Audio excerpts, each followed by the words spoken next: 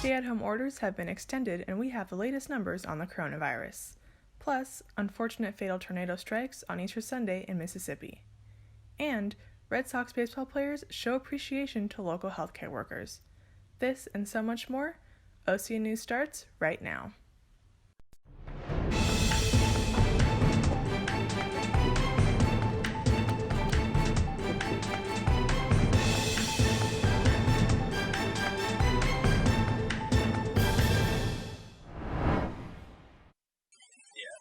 Welcome, and thank you for joining us at OC News. I'm Dolores Alvarez. OC News is brought to you by the broadcast journalism students at Cal State Fullerton. As the campus remains closed, OC News will continue to bring you the latest news on Orange County and updates on the coronavirus. If we had a graphic next to her, if we did a two-box graphic or something. As the country continues to uphold social distancing mandates in order to prevent the spread of coronavirus, some governors are already formulating plans to reopen their respective states. Kate Bucknam has more information on California's plan. Yeah. Thanks, Dolores. With California at a standstill and just days away from the expected peak of the coronavirus, Governor Gavin Newsom gave some big announcements for Californians today. We just sent out a joint statement of a shared vision for a process and protocol, a framework, we refer to it, for reopening. The plan aims at lifting restrictions on daily life, like stay-at-home orders, and to stimulate the state's economies. Newsom also mentioned that tomorrow's news conference will lay out a strategic plan for California to start reopening. Newsom says his strategies are scientifically based, built off public health data. Today, California has reported nearly 24,000 confirmed COVID-19 cases, with Los Angeles County reporting the most. In total, over 300 have died in LA County, and over 9,000 have been infected. In Orange County, nearly 1,300 cases have been reported, and 19 have died, according to numbers provided by the CDC and Johns Hopkins University. Cade Bucknam, OC News. Thank you, Cade. Wyoming had its first death related to coronavirus. The man died last week. Today, officials confirmed the cause of death was due to complications of the COVID-19. Wyoming had previously been the only U.S. state without a known death caused by COVID-19, but today's news has confirmed at least one coronavirus-related death in all 50 states. As for the rest of the United States, Daryl Forges has more.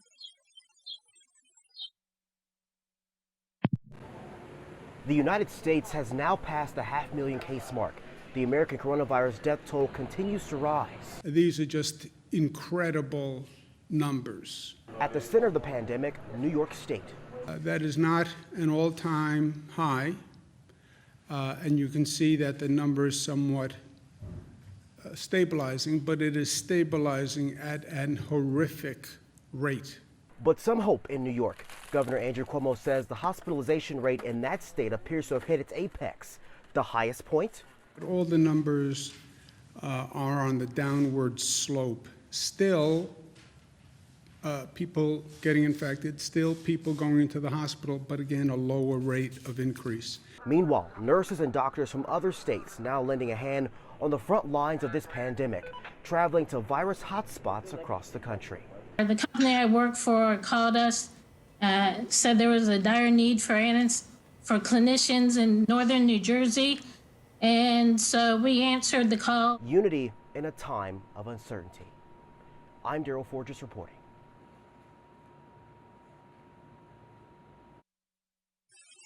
While the number of confirmed COVID-19 cases continues to rise in the United States, so has the number of confirmed cases globally.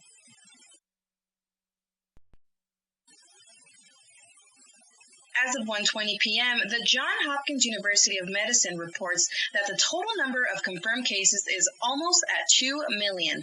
To put that in perspective, that is more cases than people living in Philadelphia, which has a population of over 1.5 million people, as noted by the 2010 census. As mentioned earlier, the U.S. has the most number of confirmed cases with over 500,000 cases, followed by Spain with almost 170,000 cases, and Italy with almost 160,000 cases. The East Coast continues to be the epicenter for cases in the United States. New York, Philadelphia, and Boston in particular, continue to have the highest number of cases, but New York and several other East Coast states have a plan to reopen. Ivan Duran has more.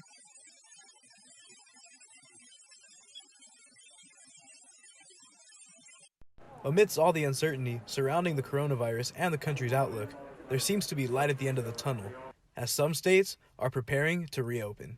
New York Governor Andrew Cuomo announced earlier today a plan is being put together along with 6 other states to begin reopening. We've been talking to other states, Connecticut, New Jersey, Pennsylvania, Delaware, Rhode Island, for the past couple of days about coming up with, how do we come up with a reopening plan? The 7 states involved have accounted for over 325,000 confirmed cases, more than half the country's total, and over 14,000 deaths, which is about 63% of the U.S.'s total. Other governors, including Governor Carney of Delaware, gave their thoughts on joining in on the plan. Our economies are connected. Our states are connected in a real way in terms of transportation and visitation and the rest. And so our working together, sharing our information and intelligence, I think will help each of us make better decisions. While the proposed plan is a step in the right direction, it will still take quite some time before we see states fully reopen. I'm Ivan Duran, OC News. Make sure you check your bank account this week for some extra money. The IRS issued a statement saying the first round of stimulus checks was deposited this Saturday. Many Americans will receive payment by April 15th. Millions of Americans were left without work or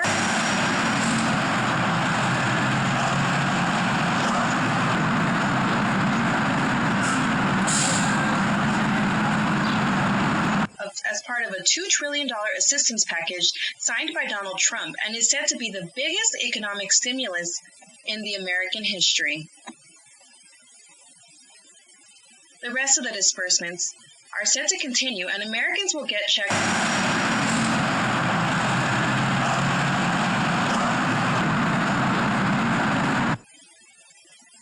The Cal State Fullerton Academic Senate passed a resolution that gives students the options to choose between a pass or fail grade instead of a letter grade for their spring semester classes. This was in response to many students who have struggled with adapting to online learning. A separate resolution was passed that gave students between May 8th and June 5th to make that request. Cal State Fullerton continues to hold virtual classes in order to comply with social distancing mandates. Coming up next, the storms devastate the South on Easter Sunday, and Bernie Sanders endorses a candidate for president. We'll tell you who when OC News returns after the break. If you love music, this is for everyone. It doesn't matter what major you are. This is such a warm place to come get involved and to meet people. If you want to do this, you should do it. You don't need any experience at all. Our entire crew loves music, and this is the one place where they can just let go and be free. What makes Titan Radio special is that this is the music taste of just students. Titan Radio just gives you the freedom to basically just be who you are. Every student should take advantage of this radio station. You'll gain valuable life lessons that you won't gain inside of the classroom. Our DJs and our volunteers actually move on from here and get outside jobs. They land their first internships, they nail their interviews because they have this on their resume. I 100% recommend people to get involved. And the process for getting involved is as easy as going online and applying on our website. Titan Radio is expressive, fun. It's a party. I love my job. I've probably learned more here at the station than I have my entire life. Welcome back. Amidst the fight to lower the curve of the coronavirus death toll, dozens of storms have ripped across the southeastern part of the United States.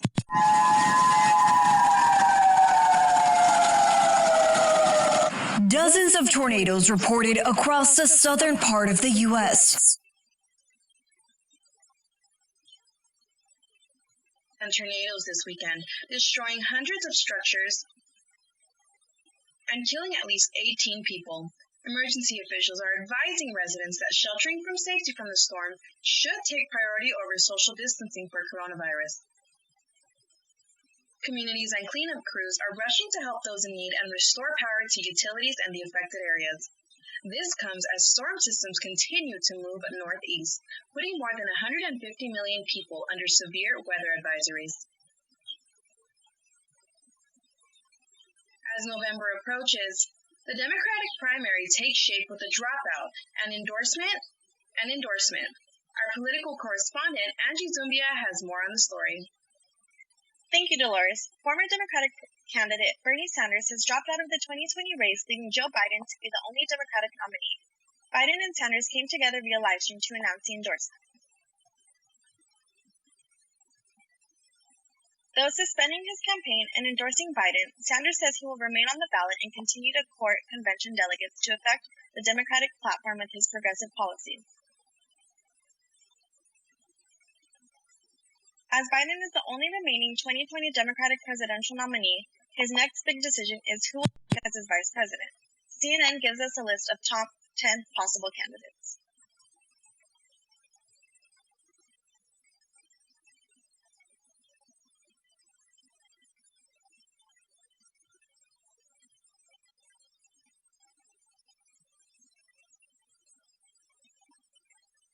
Wisconsin led their primary elections last Tuesday. Even though a statewide stay-at-home order was put into place amidst the COVID-19 pandemic, many Wisconsin residents proceeded to leave their homes and vote after efforts to delay the election were struck down by the Wisconsin Supreme Court.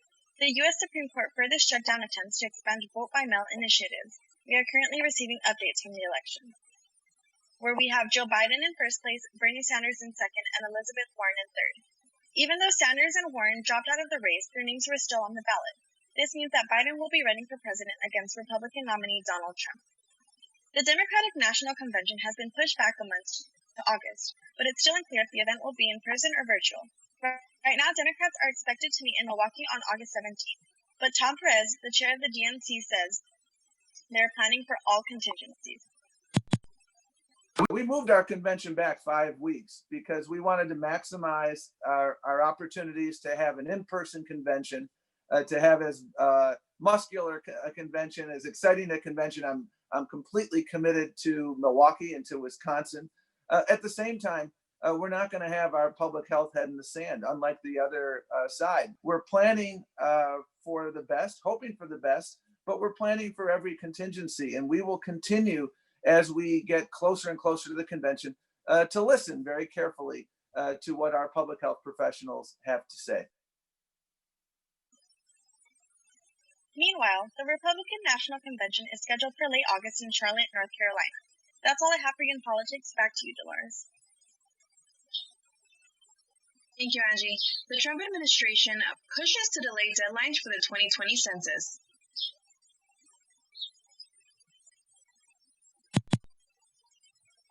Mid-March, field operations were halted due to coronavirus outbreak.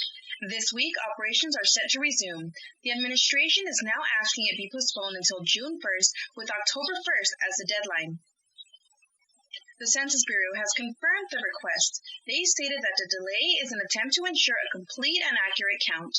If approved, the delay would push back data used to create congressional and legislative districts. Sports are at a virtual standstill while the COVID-19 pandemic batters the planet, but our sports reporter, Kyle Fulbright, was able to sniff out some headlines for our sport-deprived viewership. Thank you, Dolores. The sports world has been greatly impacted by the recent COVID-19 pandemic. The NBA was the first league to pause their season, with all major sports following by canceling or postponing their own seasons. Recently, Brian Windhorst of ESPN has reported that there's a 25-day plan in place for the NBA's return. This plan would give the teams 11 days of individual workouts and then 14 days for team workouts. The NBA's return hinges on the widespread availability of testing that would give results in 15 minutes. In other NBA news, after complications with the coronavirus, the mother of NBA All-Star Karl Anthony Towns has passed away. The Minnesota Timberwolves released this statement today from the Towns family spokesperson.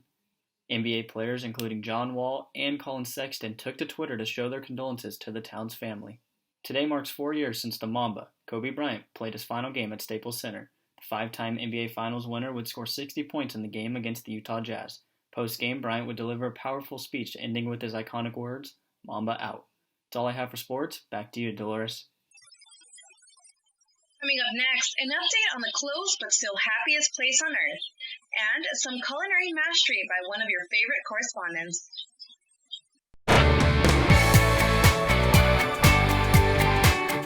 I think the best thing you can do here as a comm major at Cal State Fullerton is to get involved. Someone who really wants to get into the film or TV industry should definitely get involved with Titan TV.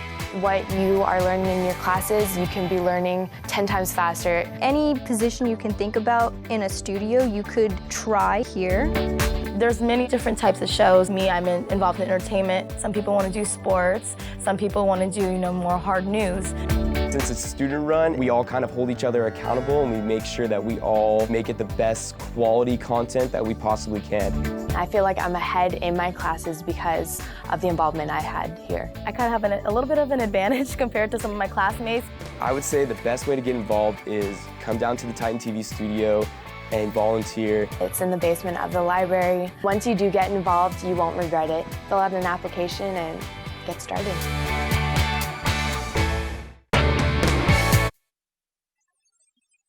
Welcome back to OC News. Let's take a look at what's going on with Mickey and friends in the world of Disney. Walt Disney World News Today announced that all its cast members, including union members, will be furloughed effective April 19th, which will impact over 40,000 cast members. The agreement decided upon would, quote, maintain their members' health insurance benefits coverage, educational support, and additional employee assistance programs for up to 12 months during the temporary furlough, end quote. Walt Disney World News Today also reported that Disney's former CEO, Bob Iger, stepped down less than 2 months ago and handed over the position to current CEO, Bob Chapek. And as of yesterday, Iger has taken on his responsibilities once again to bring the magic back to Disney. There is still no date for the parks to reopen, but he suggested that once they do, temperature screenings may be a protocol they will take to make guests feel safe. According to Disneyland News Today, the newest addition to California Adventure Park, Marvel Avengers Campus, will not open on its original opening date, which was set to be on July 18, 2020. Due to the pandemic, the construction of the new land has been put on hold, pushing back the grand opening date to coming soon. Mickey Mouse sent out emails to annual pass holders to inform them of their options with their passport plans. Refunds will be made to those pass holders who made a payment between March 14th and April 4th. Those who are on monthly plans will have their payments waived for the months that the park is closed, and their payment plans will resume once the parks reopen. Pass holders have the option to keep their current expiration date or postpone their payments to get their expiration date extended. For OC News, I'm Melissa Sanchez. Back to you. Thanks, Melissa. Hopefully we can all visit the mouse and his house soon. Want to hear a new recipe? During quarantine? Our reporter Monique Barrios is going to show you how to make a dessert from home. Hi guys, today I'm going to be showing you how to make capirotada, which is a Mexican bread pudding. So these are going to be the ingredients that I use when making capirotada. We have water, piloncillo, which is a Mexican brown sugar. We have clavos, which is clove. It's a type of plant. And this is going to be the result. As you see that the piloncillo is going to be melting, and we leave it about usually like 15 minutes. As well with the milk, you see that not only did I include milk, but I included cinnamon sugar, which is the cinnamon sticks that you see here. And then the rest of the ingredients that I used was bread, of course. And you can add whatever you want, but the ingredients that I used today is walnuts, coconut, almonds, and raisins. You can add as many toppings as you want, but that is going to go on top of the bread once you finish dipping the bread into this and this. So with the capirotada, there is 2 layers, and in the bottom layer, it was the water, the piloncillo, and the clove. The second layer was dipped with milk and cinnamon and sugar. So notice that I don't immediately take the bread out immediately. I let it sit there for at least 3 minutes. Once I'm finished, I'm going to pour the rest of the milk on top of the bread, all over. So I mixed all of the toppings together. raisins, almonds, walnuts, and coconut. And the reason why I decided to mix all the toppings together is so I can pour them into the bread evenly. It's much more easier. Put them on top, all around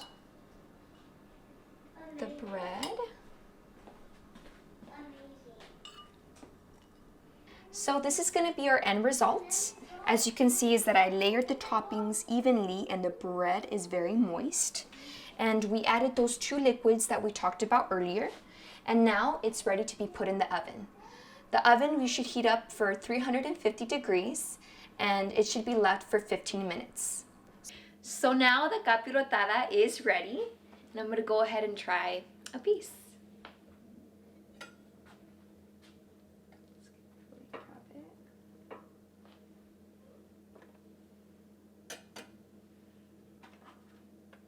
So you can see the bread is very moist and I'm going to go ahead and try a piece.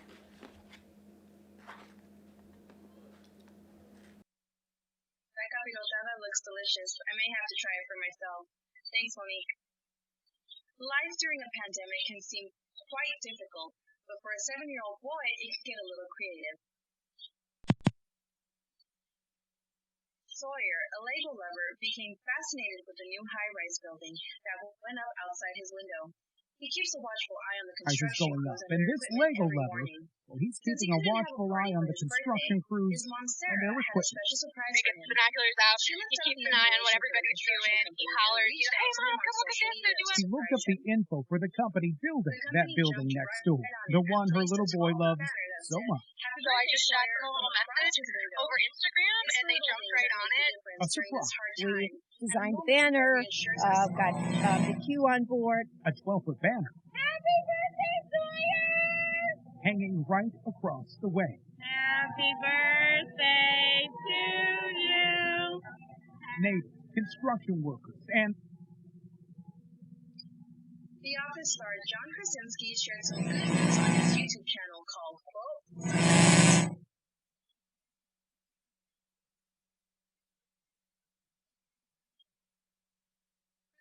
Your surprise is actually a surprise for me. He is a hero of mine, and I hope a hero of yours.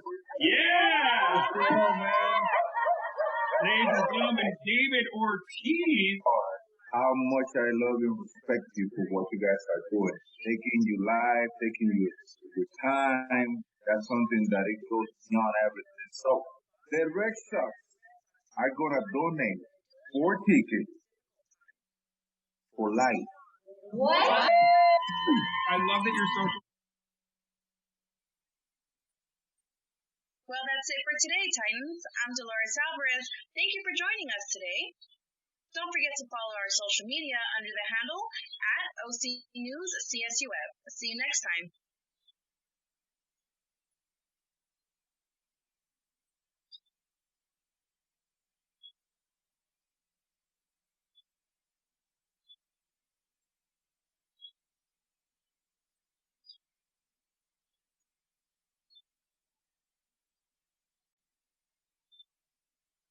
Bye, everyone.